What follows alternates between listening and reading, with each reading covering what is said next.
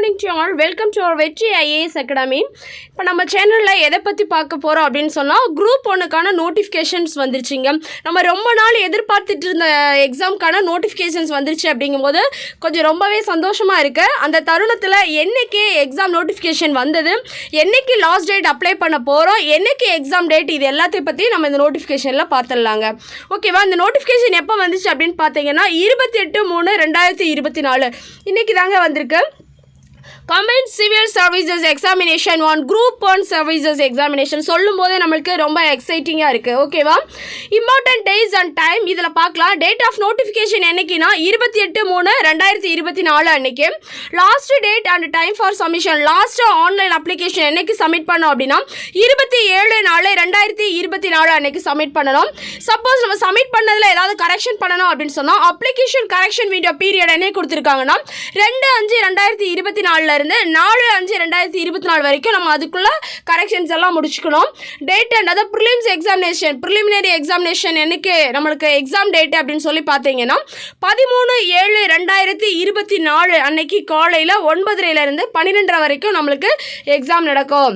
ஓகேவா? Main examination date வந்துட்டு நம்மளுக்கு சொல்லுவாங்க அப்படிங்கிறத சொல்லிட்டாங்க. நம்மளுக்கு ஹவு டு அப்ளை அப்படிங்கும்போது ஒன் டைம் ரிஜிஸ்ட்ரேஷன் வச்சு எப்படி அப்ளை பண்ணுறது அப்படிங்கிறத கொடுத்துட்டாங்க. ஓகே, இதுக்கடுத்து ஒரு இம்பார்ட்டன்ட் நியூஸ் என்ன அப்படின்னா போஸ்ட் அண்ட் வேக்கன்சிஸ், எவ்வளோ போஸ்டிங் கேட்டிருக்காங்க, எவ்வளோ வேக்கன்சிஸ் கொடுத்துருக்காங்க அப்படின்னு சொல்லி பார்க்க போகிறோம்.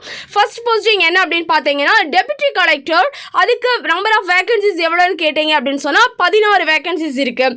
டெப்யூட்டி சூப்பரண்டன்ட் அப்படின்னா அதுக்கு வேக்கன்சிஸ் 23. அசிஸ்டன்ட் கமிஷனர் அதுக்கு 14 வேக்கன்சிஸ் இருக்கும். Deputy register and cooperative societies அதில் 21 வேக்கன்சிஸ் இருக்கும். அசிஸ்டன்ட் கலெக்டர் ஆஃப் ரூரல் டெவலப்மெண்ட்டில் 14 வேக்கன்சிஸ் இருக்கும்.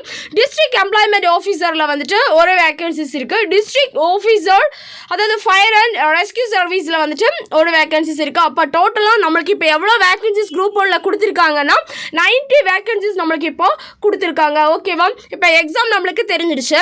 இப்போ இதுக்கான ஏஜ் லிமிட்டட் என்ன இருக்கணும் அப்படின்னு சொல்லி பார்த்தீங்க 1/7/2024 படி இந்த நேம் ஆஃப் தி போஸ்டிங் எல்லாத்துக்குமே எவ்வளோ ஏஜ் இருக்கணுமா 34 ஏஜ் கண்டிப்பாக ஆயிருக்கணும்னு சொல்லி சொல்கிறாங்க. 34 மேக்ஸிமம் ஏஜ் சொல்லிட்டாங்க.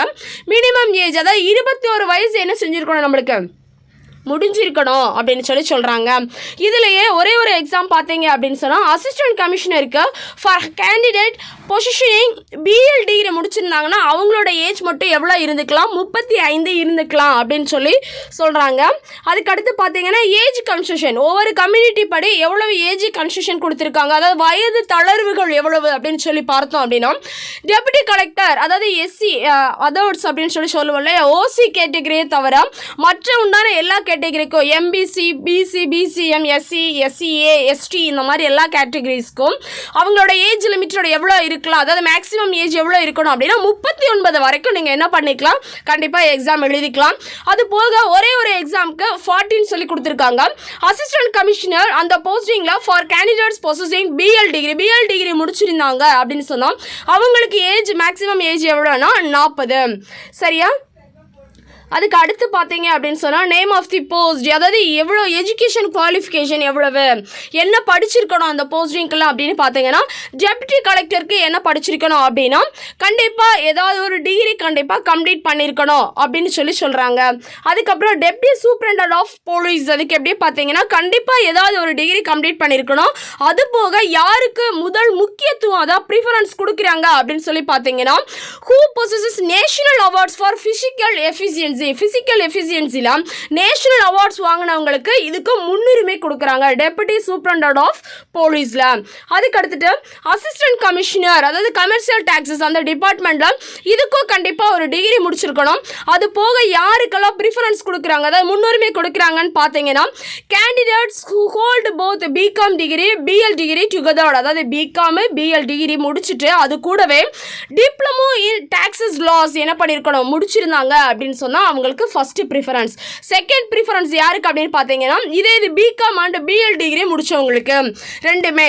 தேர்ட் ஆப்பர்ச்சுனிட்டிஸ் யாருக்கு கொடுக்குறாங்க அப்படின்னு சொல்லி பார்த்தீங்கன்னா candidates who hold candidates who hold either அதாவது பிகாம் டிகிரி அல்லது பிஎல் டிகிரி என்ன பண்ணியிருக்கணும் முடிச்சிருக்கணும். எது கூட டிப்ளமோ இன் டாக்ஸேஷன் லாஸில் என்ன பண்ணியிருக்கணும் ஏதாவது ஒரு டிகிரி முடிச்சிருக்கணும்னு சொல்கிறாங்க.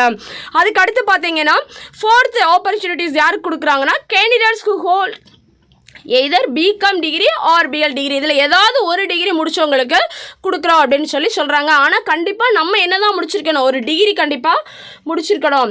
அதுக்கு அடுத்து பார்த்தீங்கன்னா deputy register of cooperative society இதுக்கும் என்ன பண்ணுறாங்கன்னா ஒரு டிகிரி என்ன பண்ணியிருக்கணும் கண்டிப்பாக முடிச்சிருக்கணும் அப்படின்னு சொல்கிறாங்க. அதுக்கடுத்து assistant director of rural development இதுக்கும் என்ன பண்ணுறாங்கன்னா கண்டிப்பாக ஒரு டிகிரி என்ன பண்ணியிருக்கணும் candidates must possess degree of university அதாவது கண்டிப்பாக ஒரு யூனிவர்சிட்டியில் என்ன பண்ணியிருக்க ஒரு டிகிரி முடிச்சிருக்கணும் அப்படின்னு சொல்கிறாங்க. அது போக ப்ரிஃபரன்ஸ் யாருக்காக அப்படின்னா போஸ்ட் கிராஜுவேட் டிகிரி இருக்கும் இல்லையா அதில் rural services of the Gandhigram rural இன்ஸ்டியூட்டில் என்ன பண்ணியிருக்கணும் படிச்சிருக்கணும். அதுக்கு அடுத்தது என்னென்னா போஸ்ட் கிராஜுவேட் டிகிரி அல்லது டிப்ளமோ இன் எக்ஸ்டென்ஷன் இருந்திருக்கணும். அதுக்கு அடுத்தது மூணாவது சான்ஸ் யாருக்கு கொடுக்குறாங்கன்னா post graduate degree or diploma in sociology என்ன பண்ணியிருக்கணும் அவங்க முடிச்சிருக்கணும்னு சொல்கிறாங்க. எதுக்கு அசிஸ்டன்ட் டைரக்டர் ஆஃப் ரூரல் டெவலப்மெண்ட்டில். அதுக்கு அடுத்து பார்த்தீங்கன்னா டிஸ்ட்ரிக்ட் எம்ப்ளாய்மெண்ட் ஆஃபீஸர் இதுக்கு என்ன முடிச்சிருக்கணும்னா இதுக்கு ஒன் ஆஃப் தி டிகிரி என்ன பண்ணியிருக்கணும் கண்டிப்பாக முடிச்சிருக்கணும். இதில் ப்ரிஃபரன்ஸ் யாருக்கு கொடுக்குறாங்க அப்படின்னு பார்த்தீங்கன்னா economics education sociology statistics psychology and those post of கிராஜுவேஷனில் டிப்ளமோ இன் சோசியல் சயின்ஸில் என்ன பண்ணியிருக்கணும் படித்து எக்ஸ்பீரியன்ஸ் இன் இண்டஸ்ட்ரியில் என்ன பண்ணியிருக்கணும் இவங்களுக்கு முன்னுரிமை கொடுக்குறாங்க. ஆனால் நம்ம டிகிரி கண்டிப்பாக முடிச்சிருக்கணும். அதுக்கு அடுத்து பார்த்தீங்கன்னா district officer fire and rescue சர்வீசஸில் இதுக்கும் கண்டிப்பாக ஒரு டிகிரி என்ன பண்ணியிருக்கணும் முடிச்சிருக்கணும் அப்படின்னு சொல்கிறாங்க. அதாவது எல்லா எக்ஸாமுக்குமே கண்டிப்பாக ஒரு டிகிரி அப்படிங்கிறதே காமனானது. கண்டிப்பாக இதை என்ன பண்ணியிருக்கணும் நம்ம முடிச்சிருக்கணும் அப்படின்னு சொல்லிட்டாங்க. அதுக்கு அடுத்து பார்த்தீங்க அப்படின்னா இதுலேயே நேம் ஆஃப் தி போஸ்டிங் சில போஸ்டிங் இருக்கும் இல்லையா அதுக்கு என்ன கேட்டிருக்காங்க அப்படின்னு சொன்னால் ஹைட்டு நம்மளுடைய நார்மல் எக்ஸ்பிரஷனோட செஸ்ட் மெஷர்மெண்ட் வந்து கேட்டிருக்காங்க. முதல்ல ஆண்களுக்கு அதாவது மென் பிரிவில் உள்ளவங்களுக்கு டெபுட்டி சூப்பரண்டன்ட் ஆஃப் போலீஸ் அதில் ஹைட் எவ்வளோ இருக்கணும்னா 165 சென்டிமீட்டர் இருக்கணும். நார்மல் எக்ஸம்ஷன் அதாவது ஜஸ்ட் மெஷர்மெண்ட் எவ்வளோ இருக்கணும் அப்படின்னு சொன்னாங்கன்னா நார்மலில் 86 எக்ஸ்பென்ஷனில் 5 அதோட என்ன பண்ணியிருக்கணும் இருக்கணும்னு சொல்கிறாங்க. வெயிட் வந்துட்டு நாட் அப்ளிகபிள். அதுக்கு அடுத்த போஸ்டிங்னா district officer fire and rescue சர்வீசஸில் ஹைட்டு 165 இருக்கணும். நார்மலில் ஜஸ்ட் மெஷர்மெண்ட்டில் 89 இருக்கணும். ஃபுல் இன்ஸ்பிரேஷனில் 5 இருக்கணும் அப்படின்னு சொல்கிறாங்க. உமனில் இதே கேட்டகரியில் எவ்வளோ ஹைட் கேட்குறாங்கன்னா 155 தான். அந்த அதாவது ஜஸ்ட் மெஷர்மெண்ட்டில் ஒன்று கொடுக்கலாம் நாட் அப்ளிகபிள் அப்படிங்கிறத கொடுத்துட்டாங்க. சர்டிஃபிகேட் ஃபார் ஃபிசிக்கல் ஸ்டாண்டர்டுக்கு இந்த full inspiration and full expression இருப்பாங்க இல்லையா இதை வாங்கி வச்சுக்கணும் நீங்கள் எப்போவுமே அப்ளை பண்ணுறதுக்கு முன்னாடியே. ஓகேவா. அதுக்கடுத்து என்ன கொடுத்துருக்காங்க அப்படின்னு சொன்னால் ஒவ்வொரு போஸ்டிங்குள்ள கேட்டகரிஸ் வைஸ்டாக அது கொடுத்துருக்காங்க. அதுக்கு அடுத்துட்டு ஸ்கீம் ஆஃப் எக்ஸாமினேஷன் இது என்ன எக்ஸாமினேஷன் அப்படின்னு கேட்டிருக்காங்க. ஓகேவா. இந்த இதை பற்றி டீட்டெயில் கொடுத்துருக்காங்க. ப்ரிலிமினரி எக்ஸாமினேஷன் அதாவது சிங்கிள் பேப்பர் அந்த இதில் எக்ஸாம் எழுத போகிறோம். நம்ம ஃபஸ்ட்டு இதுக்கு என்னென்ன கேட்பாங்க அப்படின்னு பார்த்தீங்கன்னா ஜென்ரல் ஸ்டடீஸில் வந்து டிகிரி ஸ்டாண்டர்டில் 175 கொஸ்டினும் ஆப்டிடியூட் அண்ட் மென்டல் எபிலிட்டியில் எஸ்எஸ்சி ஸ்டாண்டர்டில் ஒரு 25 வினாக்களும் மொத்தமாக நம்மளுக்கு நம்பர் ஆஃப் கொஸ்டின் 200 கொஸ்டின் கேட்பாங்க. மேக்ஸிமம் மார்க் வந்து 300 மார்க் ஒரு கொஸ்டினுக்கு 1.5 மார்க் அப்படிங்கிற கேட்டகரியில் கேட்பாங்க. டியூரேஷன் எவ்வளோ அப்படின்னா 3 ஹவர்ஸ் என்ன பண்ணணும் நம்ம எக்ஸாம் எழுதணும். இதே இதில் எஸ்சி எஸ்டி எம்பிசி இவங்க அதர்ஸ் தவிர மற்றவங்க எல்லாரும் என்ன பண்ணணும் 90 மார்க் எடுத்திருக்கணும். அதர்ஸ் எவ்வளோனா 120 மார்க் என்ன பண்ணியிருக்கணும் எடுத்திருக்கணும். மெயின்ஸ் எக்ஸாமினேஷனில் அதாவது ரிட்டன் எக்ஸாம் எழுதுவோம் அது அப்ஜெக்டிவ் டைப்பில் எழுதுவோம். இதில் என்ன பண்ணியிருக்காங்கன்னா பேப்பர் 1 என்னது தமிழ் எலிஜிபிலிட்டி டெஸ்ட்டு எஸ்எஸ்எல்சி ஸ்டாண்டர்டில் கேட்பாங்க. 3 ஹவர்ஸ் 100 மார்க்குக்கு எழுதணும். பேப்பர் 2 வந்துட்டு ஜென்ரல் ஸ்டடீஸு டிகிரி ஸ்டாண்டர்டில். அதே மாதிரி பேப்பர் 2 பேப்பர் 3 பேப்பர் 4 வந்துட்டு ஜென்ரல் ஸ்டடீஸில் கேட்டிருக்காங்க. 3 மணி நேரம் எழுதணும். 250 வினாக்கள் இருக்கும். இதில் மட்டும் கொஞ்சம் சேஞ்சஸ் வந்திருக்கு இப்போ. ஓகேவா. அதை பற்றி நான் அடுத்த வீடியோவில் என்னன்னு நான் சொல்லிடுறேன் என்னென்ன சேஞ்சஸ் அப்படின்னு சொல்லிட்டு. மேக்ஸ் மட்டும் இதில் இருந்து எடுத்திருக்காங்க. ஓகேவா. இது போக நம்மளுக்கு மெயின்ஸில் ரிட்டன் எக்ஸாம் இருக்கும் இன்டர்வியூ இருக்கும். ஓகேவா. டோட்டல் பேப்பர் இதெல்லாம் சேர்க்கும் போது நம்மளுக்கு 750 மார்க்குக்கு நம்மளுக்கு டெஸ்ட் நடக்கும். ஓகேவா. அதிலிருந்து தான் நம்மளோட என்ன பண்ணுவாங்க ஃபஸ்ட்டு ப்ரிலிம்ஸு மெயின்ஸு அதுக்கப்புறம் இன்டர்வியூ போஸ்டிங் அதுக்கப்புறம் தான் நம்மளை என்ன பண்ணுவாங்க சூஸ் பண்ணுவாங்க. ஓகே.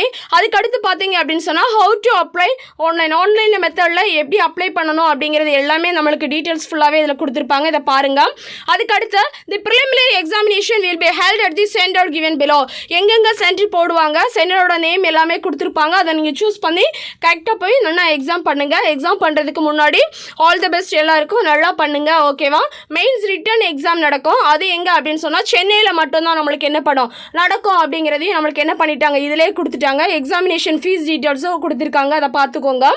அது போக கீழே பார்த்தீங்க அப்படின்னா இந்த அப்ளிகேஷன் கீழே நம்மளுக்கு என்னென்ன சிலபஸில் வரும் கவர் ஆகும் அப்படிங்கிறது ஃபுல்லாகவே நம்மளுக்கு கொடுத்துட்டாங்க. ஓகேவா? எக்ஸர்வைஸ்மெண்ட்க்கு எவ்வளவு எல்லா டீட்டெயில்ஸுமே நம்மளுக்கு கொடுத்துருக்காங்க, அதையும் பார்த்துக்கோங்க. அது போக என்ன கொடுத்துருக்காங்கன்னா அனெக்ஷர் 3 அப்படிங்கிறதுல இருந்து என்ன பண்ணியிருக்காங்கன்னா ஒவ்வொரு டாபிக் வைஸ் என்ன பண்ணியிருக்காங்க, சிலபஸ் வைஸ் நம்மளுக்கு எல்லாமே கொடுத்துட்டாங்க. மெயின்ஸ் எக்ஸாம்க்கு உண்டானது அது எல்லாமே நீங்கள் பார்த்துக்கோங்க. ஓகே, அதில் என்னென்ன சேஞ்ச் ஆயிருக்கு அப்படிங்கிறத நான் உங்களுக்கு அடுத்த வீடியோவில் நான் சொல்லிடுறேன். மெயின்ஸில் என்ன பேப்பர் கட் பண்ணியிருக்காங்க அப்படின்னு சொல்லிட்டு. அதுக்கப்புறம் டெஸ்கிரிப்டிவ் டைப், அதாவது டிகிரி ஸ்டாண்டர்டில் கட்டாய தமிழ் பேப்பர் 1. இதை என்ன பண்ண மாட்டாங்கன்னா கட்டாய தமிழ் நீங்கள் எழுதுவீங்க இல்லையா, இதை என்ன பண்ண மாட்டாங்க, மார்க்கில் கன்சிடர் பண்ணிக்க மாட்டாங்க. இது எலிஜிபிலிட்டிக்காக வைக்கக்கூடியது. பேப்பர் 2 ஜென்ரல் ஸ்டடீஸில் உங்களுக்கு மாடர்ன் ஹிஸ்ட்ரி, சோசியல் இஷ்யூஸ் எல்லாம் வந்துடும். பேப்பர் 3ல என்ன பண்ணிடுவாங்கன்னா இந்தியன் பாலிட்டி ரிலேட்டடாக கேட்பாங்க. பேப்பர் 4ல் வந்துட்டு ஜெனரல் ஜியோகிராஃபிக் ரிலேட்டடாக உங்களுக்கு கேட்பாங்க. இதே தான் தமிழ்லேயே கொடுத்துருக்காங்க. நீங்கள் பார்த்து உங்களோட சந்தேகங்களை வந்து கிளியர் பண்ணிக்கோங்க. Thank you to all.